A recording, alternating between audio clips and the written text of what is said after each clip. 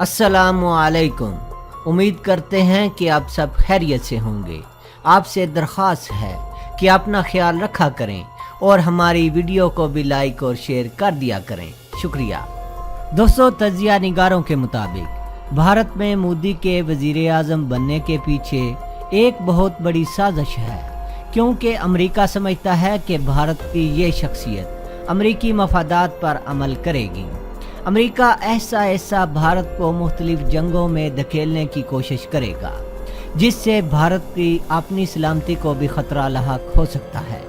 America और भारत के दरमियान दोस्ती की एक बड़ी वजह यह है कि अमेरिका भारत को चीन के खिलाफ इस्तेमाल करना चाहता है, जबकि पाकिस्तान से मुकाबला करने के लिए अमेरिका की हमायत हासिल करना भारत की मजबूरी है।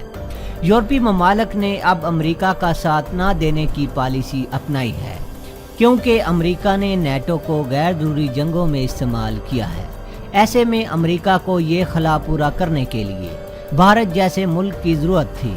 अमेरिका भारत को एक ख़ास हद तक इस्तेमाल करेगा। जब इसके मफादात पूरे हो जाएंगे तो वो भारत से अपना हाथ उठा लेगा। अमेरिका की बालादस्ती खतरे में पड़ चुकी है, क्योंकि बहुत से ममालिक ने अमेरिका की बालादस्ती को नज़रअंदाज करना शुरू कर दिया है, जबकि पाकिस्तान तो बहुत पहले ही इसके दायरा असर से बाहर निकल चुका है और अपने मफाद में खुद फैसले करता है, जिसकी वजह से वो बौखलाहट का शिकार है। अपनी बालादस्ती कायम रखने के लिए वो अब समंदरों में अपने बहरी बेड़े लेकर फिर रहा है, ताकि दुनिया के ममालिक खौफ से उसके ज़ेरे असर आ जाएं। लेकिन अभी तक अमेरिका को नाकामी का सामना करना पड़ा है। अमेरिका और भारत को पाकिस्तान का एटमी प्रोग्राम एक आंख नहीं भाता। पाकिस्तान के हथियार चीन, रूस और अमेरिका के हथियारों की तरह तबाही फैला सकते हैं। इसके अलावा पाकिस्तान साइबर जंग और लेज़र टेक्नोलॉजी में भी बहुत आगे बढ़ चुका है। पाकिस्तान ऐसे जदीद हथियार तैयार कर चुका है जिनका इजहार अभी उसने किया ही नहीं। अगर कर दे तो भारत में भूचाल आ जाएगा। पाकिस्तान से बराह रास्त जंग में उतरने के वो मुतहम्मल नहीं हो सकते, क्योंकि पाकिस्तान उन्हें नाकाबिले तलाफी नुकसान पहुंचाने की सलाहियत रखता है। यही वजह है कि पाकिस्तान को कमज़ोर करने के लिए वो अब दूसरे हथकंडे इस्तेमाल कर रहे हैं, और ये हथकंडे भी बज़ाहिर नाकाम हो रहे हैं। दूसरा, पाकिस्तान अकेला नहीं है, इसके साथ रूस, चीन और तुर्की जैसे ममालिक खड़े हैं। अमेरिका अपने मफादात के तहफ़्फ़ुज़ के लिए इत्तेहादियों की मदद से शतरंज की बसात दो बरे-आज़मों में अलग अलग बिछा रहा है। एक तो जनूबी एशिया, ईरान और चीन, जो कि अब अजीम तर जनूबी एशिया का हिस्सा बन गए हैं। यही वजह है कि यूरोप के छोटे मगर पुरअमन खूबसूरत ममालिक, जिनको अमेरिका ने रूस के खौफ से यरगमाल बनाया हुआ था, अब अमेरिका के शहर से निकल रहे हैं और अपने ममालिक से ऐसे एटमी असला को हटाने के ख्वाहिशमंद हैं, जिसकी मौजूदगी से ये ममालिक सख्त खतरात की जद में हैं, क्योंकि खित्ते में खाना जंगी के बायस जैसे जैसे कशीदगी में इजाफा होता जा रहा है, वैसे वैसे आलमी एटमी जंग के खतरात भी मुसलसल बढ़ते जा रहे हैं। अमेरिका ने दुनिया भर में अपनी उजारादारी को तक़वियत देने के लिए खुद को एक ही वक्त में बहुत सारे महाज पर उलझा रखा है। चीन ने हथियारों के अदम फैलाव के मुआहदे पर दस्तखत किए हुए हैं, और इसके अलावा वो जोहरी हथियारों के तजर्बात से मुतल्लक CTBT के मुआहदे पर भी दस्तखत कर चुका है। जोहरी डील की शराइत न मानने के ऐलान के बाद इन दिनों अमेरिका की तरफ से ईरान और शुमाली कोरिया पर आयद की गई पाबंदियों की वजह से हालात दिन ब दिन कशीदा हो रहे हैं, जिससे यूरोप भी शदीद दबाव का शिकार है। यही वजह है कि उसने तशवीश का इजहार करते हुए इन मसाइल के पुरअमन हल पर जोर दिया है।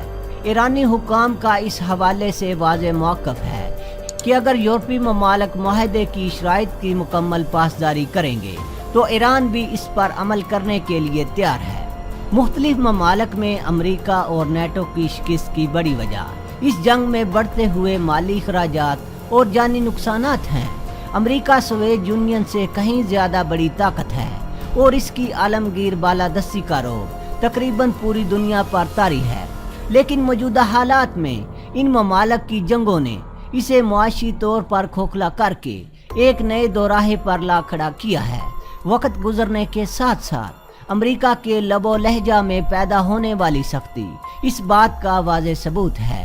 امریکہ دنیا بھر میں اپنی طاقت کا لوہا منوا کر عالمی سیاست اور سفارت کاری میں 6 عشروں سے مرکزی یا کلیدی کردار ادا کرتا آیا ہے، لیکن اب اس کی تباہی کا سبب وہ بے نام پروگرام ہیں جو ختم ہوتے دکھائی نہیں دے رہے اور غیر معینہ مدت تک مسائل پیدا کرتے رہیں گے۔ امریکہ نے جو نام نہاد جنگ شروع کی تھی، اس کا مقصد کیا تھا وہ اب پوری دنیا پر آشکار ہو چکا ہے۔ یہی وجہ ہے کہ اب اتحادی ممالک بھی اس جنگ سے اپنی لا تعلقی کا اظہار کر رہے ہیں اور ان ممالک میں سر فہرست برطانیہ ہے۔ حقیقت تو یہ ہے کہ امریکہ کے جارحانہ عزائم سے خطے میں قیام امن کے لیے کی جانے والی کاوشیں داؤ پر لگ چکی ہیں اور ناکامی کا سارا ملبہ دوسرے ممالک پر ڈالا جا رہا ہے۔ یورپ اور امریکہ میں اعتماد کا بحران جوں جوں شدت اختیار کرتا جا رہا ہے، ویسے ہی علیحدگی کی تحریکیں بھی جنم لے رہی ہیں۔ امریکہ کا سب سے بڑا زوال یہ ہے کہ وہ قرض دینے والے ملک کی بجائے مقروض ملک میں تبدیل ہو رہا ہے، جس کی سب سے بڑی وجہ نام نہاد جنگیں اور چین کی اقتصادی ترقی ہے، جس نے سپر پاور امریکہ کو ایک نئے دوراہے پر لا کھڑا کیا ہے۔ عالمی افق پر اقتدار کے خواب کو عملی جامہ پہنانے کے لیے امریکہ نے جو جال بنا تھا، آج وہ خود اس میں بری طرح پھنس چکا ہے۔ امریکہ اگرچہ دنیا میں سپر پاور کی حیثیت رکھتا ہے اور اس کو چین، روس سمیت دیگر ممالک پر کئی معاملات میں برتری بھی حاصل ہے، لیکن اس کے باوجود وہ اب عالمی افق پر اقتدار کی گرفت مزید مضبوط کرنے کے لیے اپنے اتحادی ممالک بالخصوص بھارت کو جدید ٹیکنالوجی اور امداد فراہم کر کے خطے میں اپنے عزائم کی تکمیل کے لیے سرگرداں ہیں۔ لیکن قدرت کا یہ قانون ہے کہ ہر عروج کو زوال ہے۔ یہی وجہ ہے کہ آج روس اور چین نے ہر محاذ پر امریکہ کو چیلنج کیا ہوا ہے۔ لہٰذا ایک طرف امریکہ اب جاپان، جنوبی کوریا، بھارت، آسٹریلیا اور دیگر اتحادی ممالک کو چین کے مقابلے کے لیے اکٹھا کر رہا ہے۔ چین اپنے ترقیاتی اہداف کو حاصل کرنے کے لیے ہر ممکن کوشش کر رہا ہے۔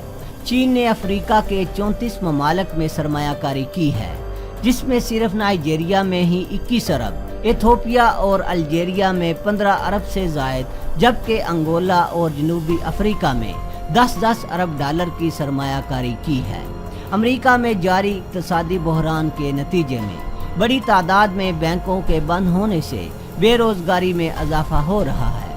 نئے امریکی صدر کے اقتدار میں آنے کے بعد سے امریکہ نے چین پر غیر منصفانہ تجارتی حربے استعمال کرنے کا الزام عائد کرتے ہوئے اس کے خلاف تجارتی جنگ شروع کر رکھی ہے۔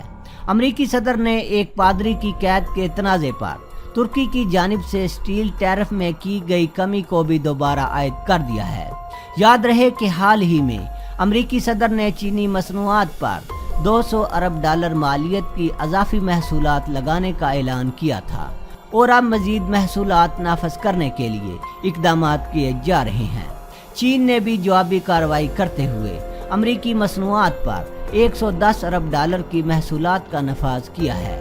امریکہ کی طرف سے رواں برس 200 ارب ڈالر کی چینی مصنوعات پر ڈیوٹی 10% سے بڑھا کر 25% تک کیے جانے کا اعلان کر کے بعد ازاں اسے مؤخر کر دیا گیا۔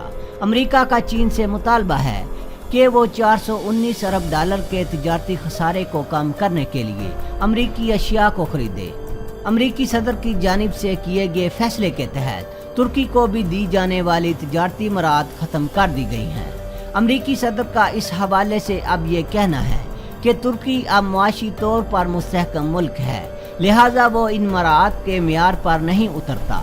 یہاں قابل غور امر یہ بھی ہے کہ اس اقدام کا فیصلہ مارچ میں کیا گیا تھا۔